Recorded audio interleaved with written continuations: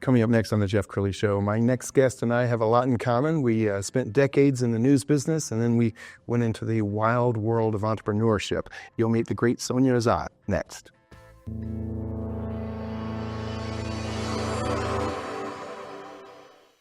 Many are predicting that the worst is yet to come, which is unfortunate, said one person here. Until now, they've enjoyed the reputation of being the nation's icebox. Watched a burglar in his home this morning by webcam. As a journalist of over 25 years, stories are what make my world turn. Reporting live from the Dallas newsroom tonight, Jeff Crilley, Fox 4 News. But in 2008, I took the jump from my familiar life and started a PR firm from my home. We're talking about anyone with a camcorder like the one I'm using becomes a television network. We started slowly growing the company, and we now have over 100 clients, and we've branched into the world of live digital broadcasting. I now own 8 different TV studios and have a huge team, and the stories that I now get to share are sometimes the most important of my life. Life has a funny way of coming around full circle. This is the Jeff Crilley Show. Well, one of the scariest things I ever did in my life was leave TV news. I was a TV reporter since I was 19 years old in college. And so when I left the business at the age of 45, I was scared out of my mind. I suddenly became an entrepreneur. You have to sink or swim. And somebody who can relate to that is my next guest, Sonia Azad, formerly of Channel 8, and before then, Houston and many other markets before that. And now she is a corporate wellness and yoga retreat expert. Thanks for coming on the show. Thank you for having me. Yeah, you said it best. It's really scary to leave what you've worked toward your whole life and your identity, frankly, because that's what everyone connects you with, right? So it was scary. Yeah. All right. We're going to get deep into what you're doing now in a bit, but I want to show your goodbye party at Channel 8. I watched this morning for the first time. I'd never seen it. Let's go ahead and share it with the audience. Welcome, Black. I always say welcome, Black. I mean back. It works either way. Yeah, that's true. Hey, we're playing you in with the classic Boys to Men. It's so hard to say goodbye in today's speed feed. It's a little different because it's not really a speed feed. It's a sad day here on Daybreak, but we wanted to surprise our own Sonia Azad with a farewell party, starting with a message from your Daybreak crew. Aww. Sonia, I can't believe you're dipping out on us. Look, we are going to make sure we stick to our words. You have taught us a whole lot over the years. And look, even, I don't care what kind of clothing I got on. I got my sweatband. I'm going to get those little, all for you, girl. All for you. Greg, you still doing your thing? I'm still going to keep doing my thing. You've given me some good advice over the years, some good workout routines, and you know all those foods that I said I don't eat. Guess what? I'm going to get to eat them guilt-free now. Yes. 87, 88, 89. Oh, feel the burn. Oh, Sonia, we're going to miss you on Daybreak and throughout the rest of the day, but we will continue to drink our morning coffee and wish that you were there with us. And when we get our workouts in, we'll be thinking of you as well. Okay, I'm about to be done with this, but now that you are gone, our shortest member of the team, we're going to be able to retire this step stool here and use it as a workout tool. There you go. Okay, ready to go. We're going to miss you. We'll miss you, Sonia. Good memories. Feel the burn. Oh my gosh. And we are not done. Oh. Yes, we are not done. Okay, so we have some special words. It's from the Texas Hospital Association. I'm going to read just a little bit of it for you. It says, Dear Sonia, on behalf of the Texas Hospital Association, let me wish you the best in your life off the air and thank you for the wonderful work you've done for healthcare and Texans as one of the few full-time healthcare reporters left in television. You have filled a crucial role. In particular, from our standpoint, I want to thank you for your work during the pandemic. It was instrumental in spreading information about vaccinations and the effects of COVID-19. In a time of confusion and misinformation, your work with doctors and the CDC were incredibly insightful. And this is from the president and CEO, John Hawkins, of the Texas Hospital Association. Oh my gosh. Wow. So, that's incredible. Thank you so much. It's yours. I'll just sit it back here. Oh, wow, you guys. Now. That is a really special message, and it's really special coming from you, too. Thank you for being the one to read it. Am I supposed to say something right now? No, you have plenty of time to I'm say good. something. You know, here's my message to everyone. Zen and coffee. I just needed to take a deep breath. No, I really appreciate everything that you guys have done. WFAA stands for Working for All Alike, and I just wanted to let people know I'm still going to be working for you.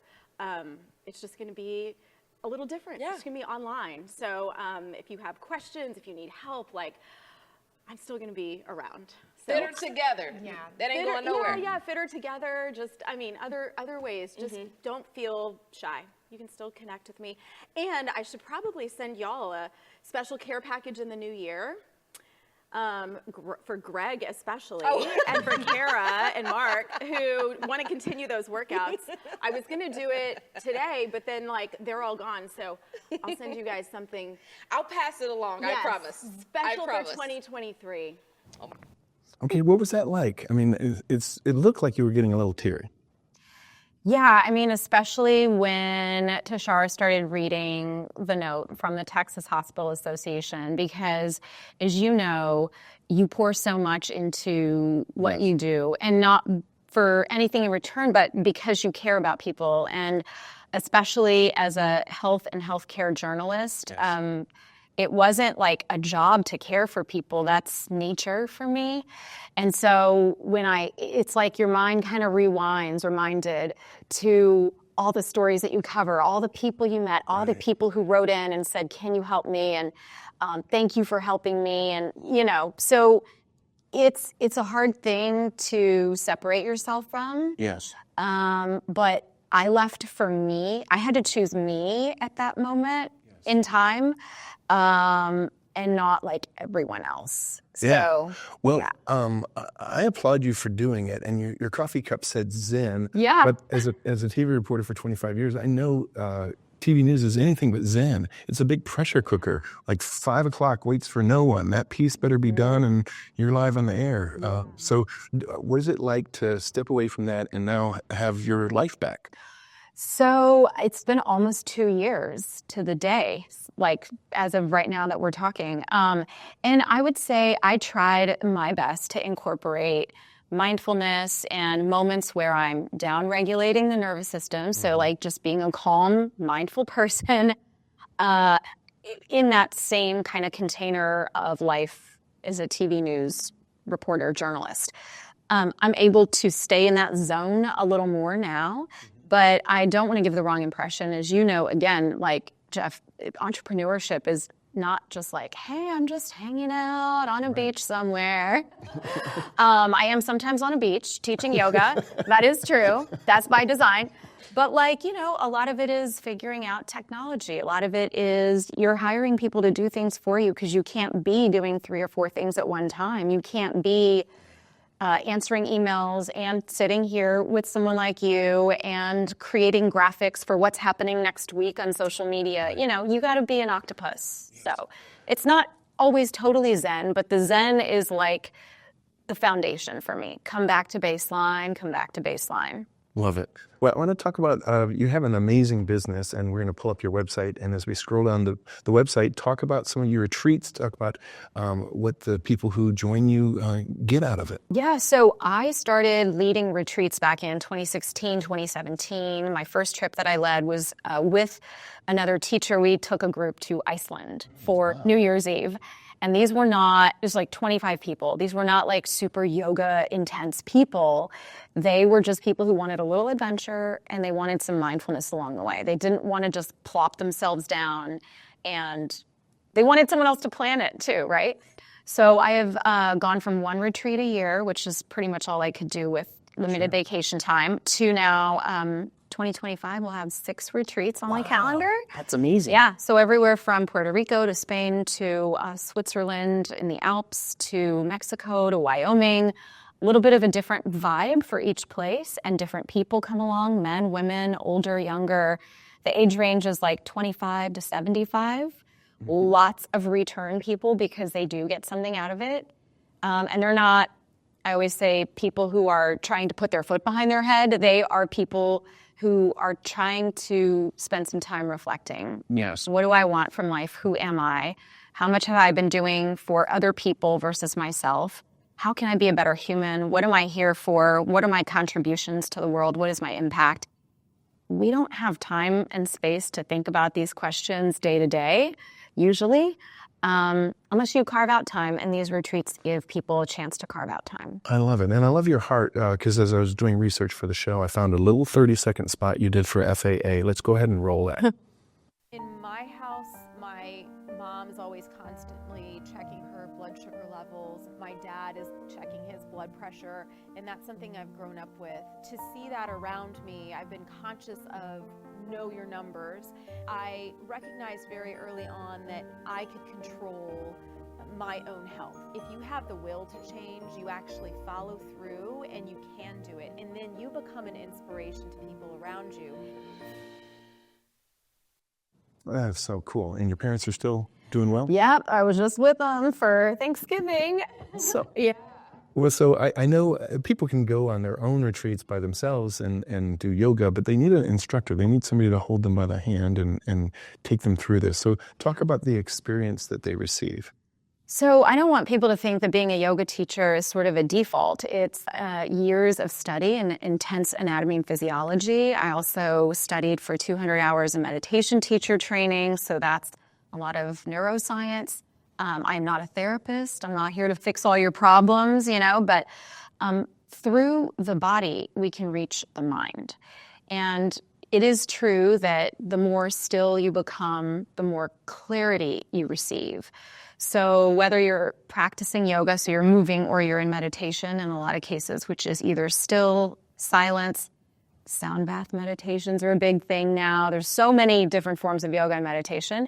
But what they receive is like a calming system or a calming effect for the nervous system. Usually we're down regulating because people are very frenetic, kind of up here all the time. But just slowing down, getting into nature, allowing yourself to be present with like your life right now. Our brains are really good at trying to fast forward and rewind and fast forward and rewind. And it's like you're missing then like the sweetness of life, which has happened. It's right here, right now. We're never going to get this moment back, right? So those retreats, that is something they receive. So a lot of self kind of introspection and also connection. I won't say most. Many of the people who come on these retreats, maybe they've lost a spouse, so they're widowed, or they are single. So they are looking for like-minded people, friends, who enjoy the same types of activities that they do, who enjoy hiking in nature or learning to create beautiful pottery or flower arrangements or whatever it is. So we do other activities that use our senses, our hands, our sense of smell. Like it's really about waking up to the present moment of life. We've got a little video that we're going to show, and I want you to kind of narrate this for us because I think this was done for you years ago. Yeah, by Robin Carter, she and I worked exclusively together for a while at WFAA. She's at Channel 5 now, but she's like one of the best videographers and editors I've ever worked with in my life. And a dear friend as well. But this kind of, we put this on my YouTube channel a long time ago because it summarizes all of the things that I want to offer people. I want to remind them, like, move your body, be mindful of what you're putting in your body in terms of nutrition. Yes. And like when you're kinder to yourself, you're kinder to others. And also when others believe in you, then you believe in yourself. And so there's like this symbiotic relationship between all of what you just saw. And I think we can sometimes become disconnected from that reality because the reality is like, what's in this? And what's in this? And you don't realize you've become like a robot. Yeah. Well, you have a really nice energy about you, Sonia. We've never met in person. First time to meet. But I can see why you're so successful. So in the final minute, maybe a call to action. Do you have any retreats coming up that you want to talk about? There are 6 retreats coming up, and I know that not everyone has the time to go far and wide around the world, but I do a lot of free offerings in the Dallas-Fort Worth area. And also I have online classes. So beautiful. Corporate wellness. Everything's on the website. You're always invited. People like you are always invited. You can do the stuff that I teach. You're so kind, and I'm so inspired by you. And congrats on making the break from TV news. It was a wonderful chapter in your life, but I think you're living your best chapter now. Thank you. Yeah, you bet. We're going to end with her website, which is sonia-azad.com. The great Sonia Azad. Thanks for coming on the show. Of course. My pleasure. That's it for now. We'll see you next time.